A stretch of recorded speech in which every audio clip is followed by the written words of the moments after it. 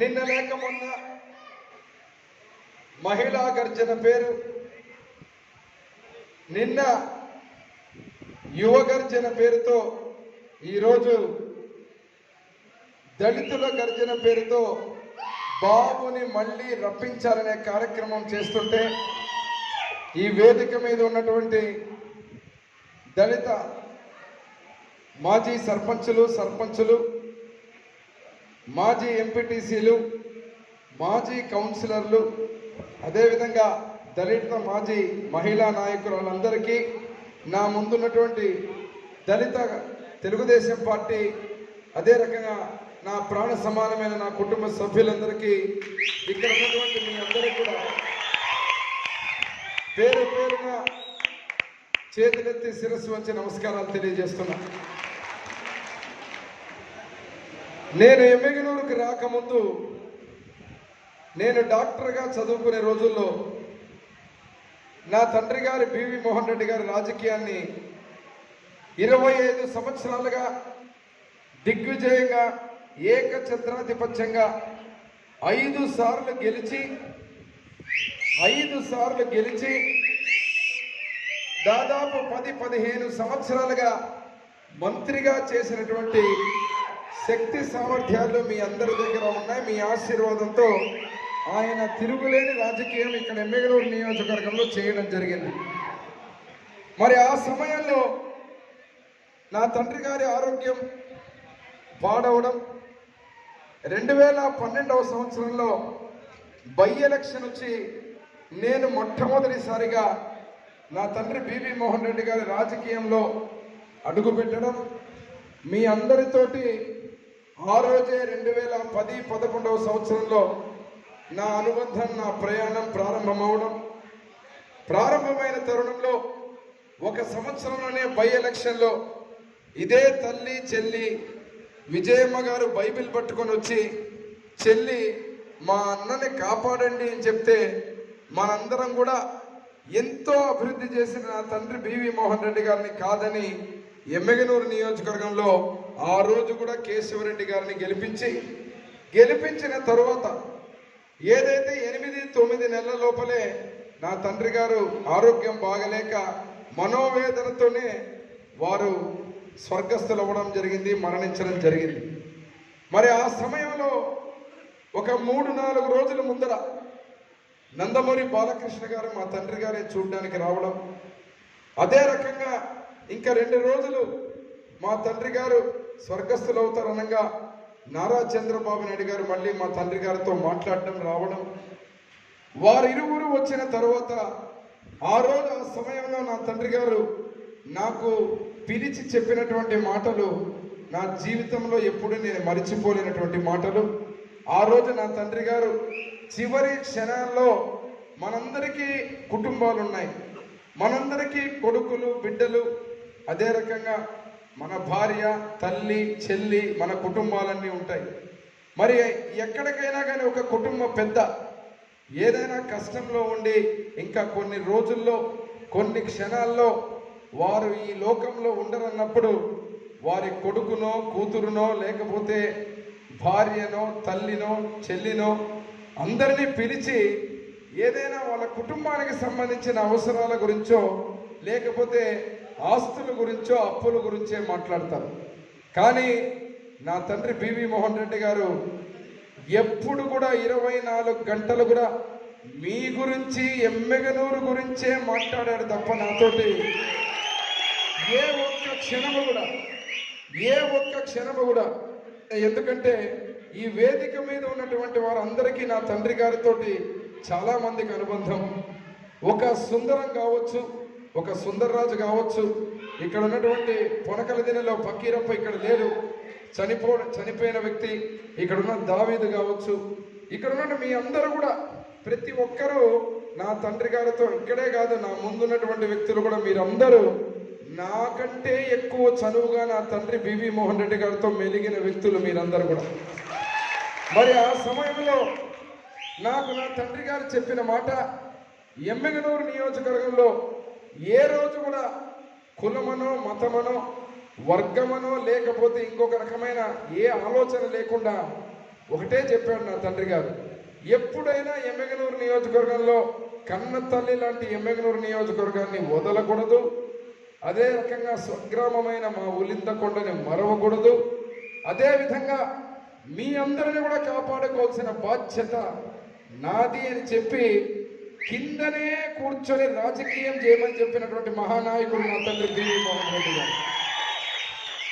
ఈరోజు మన ఆఫీస్లో మనందరికీ కొద్దిగా కష్టంగా ఉండొచ్చు, ఎవరు వచ్చినా కొద్దిగా ఆ రోజు మా తండ్రి గారితో మంచి యవ్వనంలో ఉన్న నాయకులు ప్రభుదాస్ కానీ మిగతా వాళ్ళు కానీ ఈరోజు వయసు అయింది, కొద్దిగా కింద కూర్చోలేక ఇబ్బంది పడుతూ ఉండొచ్చు. కానీ ఏదైతే డాక్టర్ బిఆర్ అంబేద్కర్ గారు రచించిన రాజ్యాంగాన్ని తూచా తప్పకుండా ఏదైతే ఆ కార్యక్రమాలన్నీ నడిపిన వ్యక్తి నా తండ్రి బివి మోహన్ రెడ్డి గారని నేను గర్వంగా తెలియజేస్తాను. ఈరోజు స్వర్గంలో ఉన్నటువంటి విశ్వవిఖ్యాత నట సార్వభౌమ నందమూరి తారక రామారావు గారు పార్టీ స్థాపించినటువంటి రోజు నుంచి మా కుటుంబం కానీ మా తండ్రి గారు కానీ అందరికీ ఏదైనా వేరే రకమైన ఆలోచనలున్నా ఒకే జెండా, పసుపు జెండా, ఒకే అజెండా, ఎమ్మెగనూరు అభివృద్ధి అజెండాగా ఈ క్షణం వరకు మా కుటుంబం పని చేస్తూ ఉంది. అదే రకంగా నా తండ్రి గారు చూపించినటువంటి దారి కూడా అదే.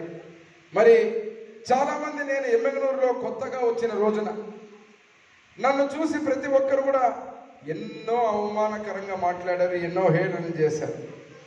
వీడికి బుద్ధి లేదు, వీడి చిన్న వయసు, వీడెక్కడ గెలుస్తాడు, వీడితో అయ్యే పనే కాదు, ఏ రోజు ఎమ్మెగనూరు కూడా రాలేదు, కనీసం నేను ఓటు అడగడానికి పోతే కొంతమంది చాలామంది ప్రేమతో ఆహ్వానించిన అక్కడ ఇక్కడ కొంతమంది నా కట్ట కూడా దిగు, నువ్వు నా కట్ట కూడా ఎక్కొద్దని చెప్పి నన్ను మాట్లాడిన రోజులు చూసా. అదేవిధంగా ఏదైతే అవమానకరంగా నన్ను మాట్లాడినప్పుడు కూడా నేను ఆ రోజు నా తండ్రి గారు చెప్పిన ఒకటే మాట, ఎట్టి పరిస్థితుల్లో ఇంటింటికి పోయి చేతులెత్తి ముక్కి నందమూరి తారక రామారావు ఫోటో, నా ఫోటో పెట్టుకుని చంద్రబాబు గారి స్ఫూర్తితో పొమ్మన్నారు, ఓటు అడగమన్నారు తప్ప ఎక్కడ కూడా మీరు మనము నాయకులమనో లేకపోతే ఇంకొక కులమనో అగ్రకులమనో ఇంకొక కులమనో ఏ రోజు కూడా కులాల గురించి మతాల గురించి మాట్లాడినటువంటి వ్యక్తి కాదు నా తండ్రి బివి మోహన్ రెడ్డి గారు. నేను ఈ సందర్భంగా ఈ విషయం ఎందుకు చెబుతున్నానంటే, ఎప్పుడైనా మన నాయకులు నన్ను భోజనానికి ఇంటికి పిలిచినా, ఎక్కడైనా పండుగలు వచ్చినా నేను ప్రతి ఒక్క ఇంటికి పోయేవాడిని, ప్రతి ఒక్క పిలుపుకు పోయేవాడిని. నన్ను చూసినప్పుడు చాలామంది అని వెనక మాట్లాడుకునేది నేను విన్నాను కూడా ఎన్నోసార్లు. ఎందుకు ఇక్కడికి పోతావు, అక్కడికి పోతావు, వాళ్ళ దగ్గర కూర్చుంటావు, వీళ్ళ దగ్గర కూర్చుంటావు అని. నేను ఒక విషయాన్ని గుర్తు చేస్తున్నా, ఎందుకంటే ఈరోజు వేరే పార్టీలో ఉన్నారు వాళ్ళు, నన్ను మాట్లాడిన వాళ్ళు వేరే పార్టీలో ఉన్నారు. అటువంటి వ్యక్తులకు చెబుతున్నా, ఆ రోజు నన్ను కంటికి రెప్పలా కాపాడుకొని చిన్న చితక ఎవరైతే మీరు మాట్లాడేటువంటి చాలా తక్కువగా చిల్లర నాయకులు ఉన్నారు జయనాగేశ్వరరెడ్డి చుట్టూ, మాకు ఏది కూడా ఎక్కడ కూడా పెద్ద ఫేస్ వాల్యూ ఉన్నటువంటి నాయకులే లేరని నా దగ్గర మాట్లాడితే, ఆ ఫేస్ వాల్యూ లేనటువంటి నాయకులే నన్ను ఎమ్మెల్యేగా చేసి శాసనసభలో అడుగుపెట్టినటువంటి అవకాశాన్ని కల్పించినటువంటి వాళ్ళు నా కుటుంబ సభ్యులు మీరే అని చెప్పి తెలియజేస్తున్నా. మరి ఈరోజు ఒక విషయాన్ని గుర్తు చేయాల, 2014లో చిన్న పిల్లాడు గెలవలేడని మాట్లాడారు. 2019 వచ్చేసరికి ఓడిపోయిన తర్వాత హైదరాబాద్కు పారిపోతాడని చెప్పి ప్రచారం చేశారు. 2019 నుంచి 2024 వరకు ఓడినా గెలిచినా నా తండ్రి గారికి ఇచ్చిన మాట, నా అడ్రస్సు ఎమ్మెగనూరే, నా ఇల్లు ఎమ్మెగనూరే, నా భార్య ఎమ్మెగనూరే, నా కూతురు ఎమ్మెగనూరే, నా ఆధార్ కార్డు ఎమ్మెగనూరే. 13 సంవత్సరాలుగా నేను నా డాక్టర్ వృత్తిని కూడా వదిలిపెట్టి నా తండ్రి గారికి ఇచ్చిన మాటని ఈరోజు ప్రతి ఒక్కరి దగ్గర మీ అందరితో, మీ బిడ్డగా, మీలో ఒకటిగా, మీ కార్యకర్తలు, అదే రకంగా ఎమ్మెల్యేలు ప్రజల సహకారంతో, ఈ వేదిక మీద ఉన్న నాయకుల సహకారంతో కూడా ప్రతి ఒక్క రోజు కూడా నేను ఇక్కడ రాజకీయం చేస్తూ రావడం జరుగుతూ ఉంది. ఇప్పుడు కొత్తగా 2024లో 2019లో అట్లా ప్రచారం చేశారు, 2014లో ఇట్లా ప్రచారం చేశారు, ఇప్పుడు 2024లో కొత్త ప్రచారం మొదలుపెట్టారు. ఏమంటే నా దగ్గర డబ్బులు లేవంట, నా దగ్గర డబ్బులు లేవంట. ఎక్కడ చేస్తాడు రాజకీయం జయనాగేశ్వర రెడ్డి? ఇప్పుడు పోటీకి దిగిన వాళ్ళు 100 కోట్లు సంపాదించి 100 కోట్లు మా నెత్తిన మా నాయకుల్ని కొనాలని, లేకపోతే ఈ వేదిక మీద నాయకుల్ని కొనాలని, ఎమ్మెగనూరు ప్రజల్ని కొంటారని మన దగ్గర డబ్బులు లేవే. జయనాగేశ్వర రెడ్డి ఏ రకంగా మమ్మల్ని కాపాడుకుంటాడు, లేకపోతే జయనాగేశ్వర రెడ్డి ఏ రకంగా గెలవగలడు అని మాట్లాడుతున్నారు. నేను ఈ సందర్భంగా మీకు ఒక విషయాన్ని తెలియజేస్తున్నా. మన నాయకులందరికీ ఒకటే చెబుతున్నా, నా ఆస్తిని తెగ నమ్మైనా నేను కాపాడుకుంటాను. ఎందుకంటే ఇది నా తండ్రి పివి మోహన్ రెడ్డి గారు ఇచ్చిన బాధ్యత జయనాగేశ్వర రెడ్డికి. అందరిలాగా నేను కర్నూలుకు టికెట్ ఇస్తే కర్నూలుకు పోయేవాళ్ళు, ఆదోనికి టికెట్ ఇస్తే ఆదోనికి పోయేవాళ్ళు, ఎమ్మెగనూరు టికెట్ ఇస్తే ఎమ్మెగనూరుకు వచ్చారు తప్ప నాలాగా బాధ్యతగా తండ్రి చనిపోతే ఇక్కడికి పో అంటే వచ్చి నా కుటుంబాన్ని, నా యొక్క ఆదాయాన్ని, నేను చదువుకున్న డాక్టర్ వృత్తిని కూడా పక్కన పెట్టి ఈరోజు మీ మధ్యలో వచ్చి రాజకీయం చేస్తున్నా. నాకు ఎమ్మెల్యే కొత్త కాదు నాకేమి. మీ ఆశీర్వాదంతో ఆల్రెడీ ఒకసారి ఎమ్మెల్యే అయినా నేను రేపు మళ్ళీ మీ ఆశీర్వాదంతో అయినా నేను మళ్ళా ఎమ్మెల్యేని అవుతా. రేపు ముఖ్యమంత్రిగా చంద్రబాబు నాయుడు గారికి ఏమో కొత్త కాదు. ముఖ్యమంత్రిగా చంద్రబాబు నాయుడు ఎన్నిసార్లు అయ్యాడు. ఈరోజు మనం ఆలోచించాల్సింది మన రాష్ట్ర భవిష్యత్తును కాపాడే నాయకుడు, మన ఎమ్మెగనూరు నియోజకవర్గాన్ని కాపాడే నాయకుడు కావాలా, మన అభివృద్ధి కావాలా. నేను మీకందరికీ గుర్తుంటే ఇక్కడున్న ప్రతి దళిత నాయకుడు గుండె మీద చేసుకొని ఆలోచించండి ఒకసారి. 2014లో నేను గెలిచిన రోజున మన ఇంటి ముందు రోడ్లు ఎట్లా ఉన్నాయి, మన ఇంటి ముందు కాలువలు ఎట్లా ఉన్నాయి, మన ఇంటి దళిత వాడల్లో మన పరిస్థితి ఎట్లా ఉంది. నేను ప్రత్యేకంగా చాలా మదన పడేవాడిని. నేను ఎందుకు మనకి ఈరోజు ఇట్లా ఉంది పరిస్థితి, మన దళిత వాడలు ఎందుకు అభివృద్ధి జరగలేదు అని చెప్పి చంద్రబాబు సార్ దగ్గర పోతే మహానుభావుడు నిజంగా చెప్పాలా, సబ్ ప్లాన్ కింద ప్రత్యేకంగా ప్రతి నియోజకవర్గానికి 2 కోట్లు ఇస్తానంటే కొట్లాడి మోహన్ రెడ్డి కొడుకుగా కొన్ని 20 నుంచి 30 కోట్లు తెచ్చిన ఘనత తెలుగుదేశం పార్టీ. ఈరోజు ఏ గ్రామంలో చూసినా మీరు నందవరం పోండి, రోడ్లు కాలువలు తెలుగుదేశం పార్టీ శుభ్రంగా. ఆ దళిత వాడ చూస్తే కింద పాలు పోసి పాలు తీసుకునే రకంగా రోడ్లు. ఎమ్మెగనూరు టౌన్ చూడండి, బ్రహ్మాండమైనటువంటి అభివృద్ధి. అదేవిధంగా మీరు గోనెగండ్లకు పోండి, ఈరోజు ఎక్కడ ఏ దళిత వాడకు పోయినా ప్రత్యేక దృష్టి పెట్టి నేను ఆ రోజు రోడ్లు కాలువలు అదే రకంగా అన్ని కార్యక్రమాలు. మొన్న సంజీవపురం పోయాను. సంజీవపురం పోతే అసలు వైఎస్ఆర్ పార్టీ నాయకులు వచ్చి అడగాలంటే ఓట్లు, నడవాల్సిన రోడ్లు దళిత వాడల్లో తెలుగుదేశం పార్టీ వేసిన రోడ్ల మీద నడవాలి. ఎక్కడైనా చేయడానికి కూడా ఏమీ లేదు వాళ్ళకి. మరి అటువంటి అభివృద్ధి మనం చేశాం. కానీ ఇప్పుడు పరిస్థితి చూస్తూ ఉంటే కనీసం కాలువలు వేయడం పక్కన పెట్టండి, కాలువలు శుభ్రం చేసే దిక్కు కూడా లేదు. ఈరోజు ఎక్కడ చూసినా ఈరోజు మురికి కంపుతో కాలువలు పొంగి పొరుగుతూ ఉంటే, మన బిడ్డలకు డెంగీ జ్వరాలు వస్తూ ఉంటే పలకరించే నాథుడే లేడు. మరి అందుకే ఈరోజు బాబుని మళ్ళీ రప్పించాలంటే ఇది ఏదో రాజకీయ లబ్ధి కోసం కాదు, మన జీవితాలు బాగుండాలన్నా, మన భవిష్యత్తు బాగుండాలన్నా, మన రాబోయేటువంటి మన బిడ్డల భవిష్యత్తు బాగుండాలన్నా ప్రతి ఒక్కరు ఆలోచించాల్సింది మంచి నాయకుల్ని ఎన్నుకోవాలా. ఈ రాష్ట్రానికి ముఖ్యమంత్రిగా చంద్రబాబు నాయుడు గారు అయితేనే దళితులకు జరిగేటువంటి న్యాయం. నేను మీకు ఒక విషయాన్ని చెబుతా. నేను అధికారంలో ఎమ్మెల్యేగా ఉన్నప్పుడు, ముఖ్యమంత్రిగా చంద్రబాబు గారు ఉన్నప్పుడు ఇదే చేతులతో చాలా మందికి ఇన్నోవాలు ఇప్పించారు. దళితులకు ఇన్నోవాలు ఇప్పించి అదే రకంగా అన్ని రకాలుగా ముందుకు పోయినా. కొత్తగా వచ్చినప్పుడు నాకు కూడా అర్థం కాలే, ఎందుకంటే ఎవరు మంచి ఎవరు చెడు, ఎవరి బామ్మరిది ఎవరు, ఎవరి అల్లుడు ఎవరు, ఎవరు వైసీపీలో డ్రామాలు ఆడే వాళ్ళు ఎవరు, ఎవరు తెలుగుదేశం పార్టీలో నిజాయితీకి ఎవరు దావీదు, ఎవరు చిన్న దావీదు, ఎవరు ఏంటి అనేది ప్రభుదాసు. ఇక్కడున్న మీ నాయకులందరితో కూడా నాకు ఒక అనుబంధం ఏర్పడడానికి నాకు టైం పట్టింది. కానీ నేను ఓడిపోయిన తర్వాత 5 సంవత్సరాలు ఇక్కడే ఉన్నా, మీతోటే ఉన్నా, ప్రతి ఒక్కటి గమనించా. ప్రతి ఒక్క వ్యక్తిని చూసిన తర్వాత పసుపు రక్తంతో మేలిమి బంగారం ఎవరనేది పూర్తిగా కనిపెట్టి ఎవరు నిజమైనటువంటి కార్యకర్తలు, ఎవరు నిజమైనటువంటి పసుపు జెండాని మోసి ఆస్తులు పోగొట్టుకొని కేసులు పెట్టించుకొని వాళ్ళ జీవితాలంతా నా తండ్రి బివి మోహన్ రెడ్డి గారికి తెలుగుదేశం పార్టీకి పణంగా పెట్టి చేసిన వ్యక్తులు ఎవరనేది నా గుండెకు తెలుసు. ఈరోజు నేను అందుకే ప్రతి ఒక్కరిని విజ్ఞప్తి చేసేది, రేపు ఎలక్షన్ అన్నప్పుడు ప్రతి ఒక్క ఓటు మనకు కావాలా. నేను ఈరోజు పార్టీలో చేర్చుకుంటున్నా చాలా మందిని. ఇక్కడున్న మీకు పడని వాళ్ళు కూడా కొంతమంది ఊర్లో ఉంటే నా కోసం మనందరం కూడా పార్టీలో చేసుకొని ఓట్లు వేసుకోవాలి. మనందరం కూడా ఖచ్చితంగా గెలవాలనే ఒక రాజకీయ వ్యూహంతో ముందుకు పోవాలి తప్ప మీరు పొరపాటు కూడా వీళ్ళు వస్తున్నారే, మమ్మల్ని గుర్తించరే, లేకపోతే సారు మమ్మల్ని మర్చిపోతాడనే ఆలోచన మాత్రం ఉండొద్దండి.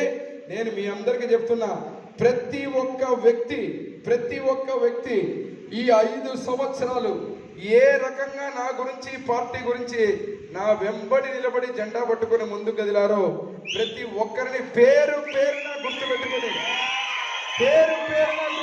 చెప్తున్నా, రేపు మనం అధికారం వచ్చిన రోజున మీకు ఆర్థికంగా ప్రతి ఒక్క కార్యక్రమంలో మీ కుటుంబాలని మిమ్మల్ని పైకి తెచ్చి అన్ని రంగాల్లో కూడా ప్రతి ఒక్క కార్యక్రమంలో కూడా ఈరోజు దళితులు వార్డులన్నా కానీ గ్రామాలన్నా కానీ బీసీలు వేరు దళితులు వేరు కాదు, మనమంతా ఒకటే. మనకున్నటువంటి ఒకే ఒక లక్ష్యం, మన మెడలో ఆ పసుపు కండువ. మనకున్నటువంటి కులము మతమును పక్కన పెడితే మన కులం తెలుగుదేశ కులం, మన కులం తెలుగుదేశ కులం, మన రక్తం పసుపు రక్తం తప్ప ఈరోజు మీరు దళితులు, మేము అగ్రవర్ణాలు, లేకపోతే ఇంకొకరు బీసీలు, అవన్నీ పక్కన పెట్టాలి. అదే నా తండ్రి బివి మోహన్ రెడ్డి గారు చెప్పిన మాట రాజకీయం. కింద కూర్చుంటే అందరూ సమానమే. ఈరోజు కుర్చీలు ఉన్నాయి కాబట్టి కుర్చీల్లో కూర్చున్నావు, లేకపోతే కింద కూర్చొని చేసే రాజకీయం చెప్పిన నా తండ్రి బివి మోహన్ రెడ్డి గారు ఏ కులము ఏ ప్రాంతము ఏ వ్యక్తి అనుకోకుండా అందరూ సమానంగా ప్రతి ఒక్కరితో స్నేహభావంగా మెలిగి మనకున్నటువంటి ఈ యొక్క అన్ని అభివృద్ధి కార్యక్రమాలను ముందుకు తీసుకుపోయినటువంటి ఒక రాజకీయం నేర్పడం జరిగింది. ఇక్కడ మీ అందరికీ ఇంకొక విషయం కూడా తెలియజేస్తున్నాను. ఎందుకంటే ఇంకా 13 రోజులు, ఈ 13 రోజుల్లో మీరు ఒక రాజకీయ చిత్రపటం చూస్తే, పోయినసారి నేను ఓడిపోయినప్పుడు, ఇది వాస్తవం, చాలా చోట్ల ఎస్సీ సోదర సోదరీమణులు ఉన్నటువంటి బూతుల్లోనే మనకి ఎక్కువ మెజారిటీ పోయింది. ఎందుకు పోయిందంటే ఒక్క అవకాశం అని జగన్ పెట్టిన ముద్దులకు నమ్మారు. మా అక్కలు చెల్లెళ్ళు కూడా మోసపోయి ఓట్లు వేశారు. ఒక పక్క యేసు ప్రభు ఉన్నాడు, ఒక పక్క బైబిల్ పట్టుకొని తల్లి వచ్చింది. పాస్టర్లను చూపించి పాస్టర్లు కూడా కొద్దిగా నమ్మారు ఆయన. కానీ 5 సంవత్సరాలు అందరికీ జ్ఞానం వచ్చింది, అందరికీ తెలివి వచ్చింది. అందుకే మొన్ననే యేసు ప్రభు ఎమ్మెగనూరు నియోజకవర్గంలోనే ఒక సూచన చూపించాడు. ఏం చూపించాడు తెలుసా యేసు ప్రభు? ఎవరికైనా అర్థమైందా? చెప్పమంటారా? జగన్మోహన్ రెడ్డి వచ్చిన రోజు గుడ్ ఫ్రైడే. ఈ ఎమ్మెగనూరుకి వచ్చిన రోజు గుడ్ ఫ్రైడే. గుడ్ ఫ్రైడే అంటే ఏంది? యేసు ప్రభువుని పాపులు చేసిన తప్పుకు ఆయన మన మధ్యలో లేకుండా పోయిన రోజు గుడ్ ఫ్రైడే. చంద్రబాబు గారు వచ్చిన రోజు ఈస్టర్ రోజు, కరుణామయుడు మళ్ళీ పునర్జన్మైన రోజు, వచ్చిన రోజు. అంటే అక్కడే దేవుడు చూపించాడు, అయ్యా నువ్వు యేసు ప్రభువులో యేసు ప్రభువుని కొలుస్తానని చెప్పిన నువ్వు ఎమ్మెగనూరు గడ్డ మీద కాలు పెట్టిన రోజు, పాపులు చేసిన పాపానికి ఈ రోజు మనకు కరుణామయుడు దూరమైన రోజు నువ్వు వచ్చావు, దుర్మార్గుడుగా కాలు పెట్టి ఎమ్మెగనూరులో, నీకు అర్థమైపోయింది. మరి అదే రకంగా ఏదైతే అతి పవిత్రమైన రోజు మనందరం కూడా కొలిచి మళ్ళీ కరుణామయుడు పునర్జన్మించినటువంటి ఈస్టర్ రోజున మన అభిమానికుడు ఎమ్మెగనూరులో చంద్రబాబు నాయుడు గారు కాలు పెట్టడం దేవుడు చూపించాడు. దేవుడు చూపించి ఏం చెప్పాడు? కరుణామయుడు పునర్జన్మించాడు, బాబు మళ్ళీ రావాలి కాదు, బాబు మళ్ళీ వస్తున్నాడు, బాబు గారు మళ్ళీ వస్తున్నాడు. ఎమ్మెగనూరులో మళ్ళీ బివి మోహన్ రెడ్డి గారు పునర్జన్మ మళ్ళీ ఎలక్షన్లలో జరుగుతుంది. బివి మోహన్ రెడ్డి గారు అభివృద్ధిని చూస్తారు. మీరు నా తండ్రి గారి ఆశయాల్ని, అదేవిధంగా తెలుగుదేశం పార్టీ అవసరాన్ని, ఈ రాష్ట్ర భవిష్యత్తును కూడా మనందరం ఒక మనసులో పెట్టుకొని, నేను మొన్న మీటింగ్ చేశా, నిన్న మీటింగ్ చేశా, కానీ ఈ రోజు మా దళిత సోదరుల ఉత్సాహం చూస్తా అంటే నాకు 3 రోజుల మీటింగ్ నాకు అర్థం కావడం లేదు. నాకు ఆకలి అవుతుంది కానీ మీకు ఆకలి అవుతుందో లేదో